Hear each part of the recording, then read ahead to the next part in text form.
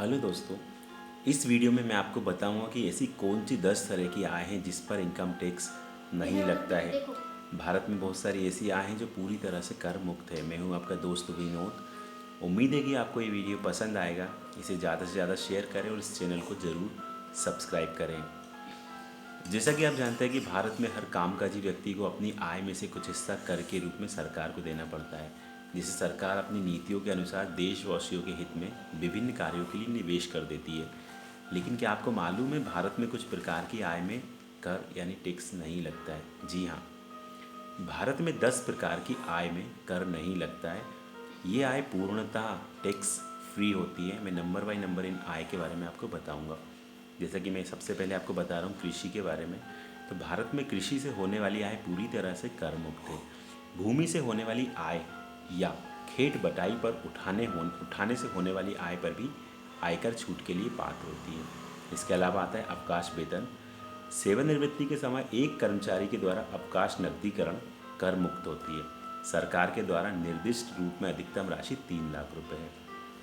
तीसरे नंबर की जो आती है यात्रा रियायत। एक कर्मचारी यात्रा रियायत के संदर्भ में धारा 10(5) के अंतर्गत छूट का दावा कर सकता है।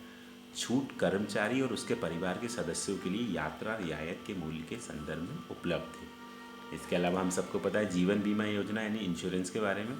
जीवन बीमा योजना के तहत प्राप्त कोई भी राशि बोनस सहित भी कर से मुक्त होती है। ध्यान रहे कि यह छूट जीवन बीमा पॉलिसी से प्राप्त राशि के संदर्भ में ही उपलब्ध है। इसके अलावा हम बात करते हैं पेंशन की। अगर किसी सरकारी कर्मचारी को पेंशन मिलती है तो उसे सरकार को किसी प्रकार का कर नहीं देना होता है, यानी टैक्स नहीं देना होता है। उसे मिलने वाली जो पेंशन होती है वो बिल्कुल टैक्स फ्री होती है। अगर कर्मचारी को ग्रेच्युटी प्राप्त होती है तो पेंशन की 1/3 रूपांतरित वैल्यू छूट में आती है, अन्यथा पेंशन की 1/2 रूपांतरित वैल्यू में छूट दी जाती है। इसके अलावा बचत खाता से जो ब्याज की जो आय होती है, अगर आपके बचत खाते में पड़ी हुई राशि से 10,000 रुपये तक का ब्याज आता है तो कर की वसूली नहीं की जाती है। यह आयकर के उद्देश्य के लिए कुल सकल आय में शामिल नहीं है। लेकिन अगर इससे ज़्यादा ब्याज मिलता है तो ब्यौरा न देने की स्थिति में कर काट लिया जाता है। इसके अलावा पार्टनर के द्वारा प्राप्त लाभ की जो साझेदारी होती है, किसी फर्म से पार्टनर के द्वारा प्राप्त लाभ की साझेदारी पार्टनर के पक्ष में पूरी तरह से टैक्स फ्री होती है। यह छूट फर्म या LLP से पार्टनर के द्वारा प्राप्त पूंजी और पारिश्रमिक पर ब्याज के लिए लागू नहीं होती है और लाभ की साझेदारी के लिए सिर्फ सीमित नहीं रह जाती है। इसके अलावा हम बात करते हैं लाभांश आय की। तो जो स्टॉक या म्यूचुअल फंड में जो निवेश करते हैं तो उससे ज़्यादा जो हमें लाभांश मिलता है, कोई आय होती है, तो वो भी हमें टैक्स फ्री होती है। अगर आप लंबी अवधि में कोई जो पूंजी लाभ हमें प्राप्त होता है तो लंबी अवधि पूंजी संपत्ति के स्थानांतरण से प्राप्त होने वाली आय आयकर के अंतर्गत नहीं आती। हालांकि ये स्थानांतरण लेन देन प्रतिभूति कर के तहत आते हैं।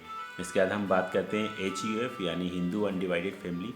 तो हिंदू अविभाजित परिवार से प्राप्त किसी भी राशि या अविभाज्य संपत्ति के मामले में ऐसे HUF के किसी भी सदस्य के द्वारा परिवार की संपत्ति से आय राशि कर मुक्त होती है। दोस्तों, ये था मेरा आज का वीडियो। इस 10 तरह की जो आय है ये बिल्कुल टैक्स फ्री होती है। उम्मीद है कि आपको वीडियो पसंद आया होगा। इसे ज़्यादा से ज़्यादा सब्सक्राइब करें, इसे शेयर करें, अपने दोस्तों को दिखाएं जिससे लोगों का नॉलेज बढ़ सके। Thank you so much.